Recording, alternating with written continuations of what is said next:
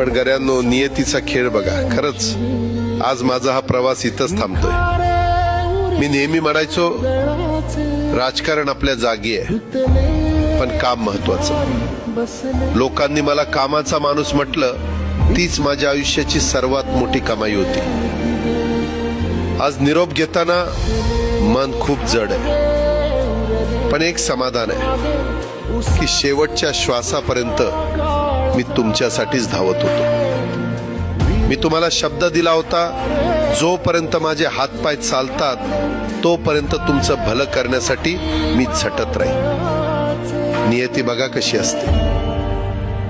आज माझ्या हक्काच्या बारामतीच्या मातीत तुमच्या सेवेसाठी येत असतानाच माझे हातपाय कायमचे विसावले.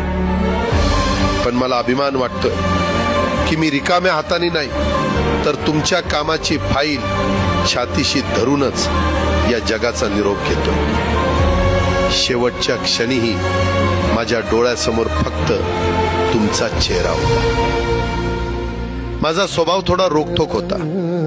कधी कुणावर ओरडलो असेल, कुणाचं मन दुखावलं असेल, पण माझ्या त्या रागामागे फक्त एकच तडफड होती की माझ्या सामान्य माणसाचं काम झालं पाहिजे.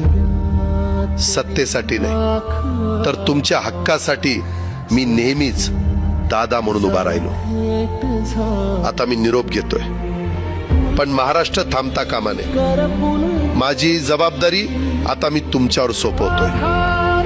राजकारण करा, पण विकासाची गती थांबू देऊ नका. जाता जाता माझ्या शैलीत डोळे पुसून शेवटचं सांगतो, आता रडत बसू नका. उठा आणि कामाला लागा.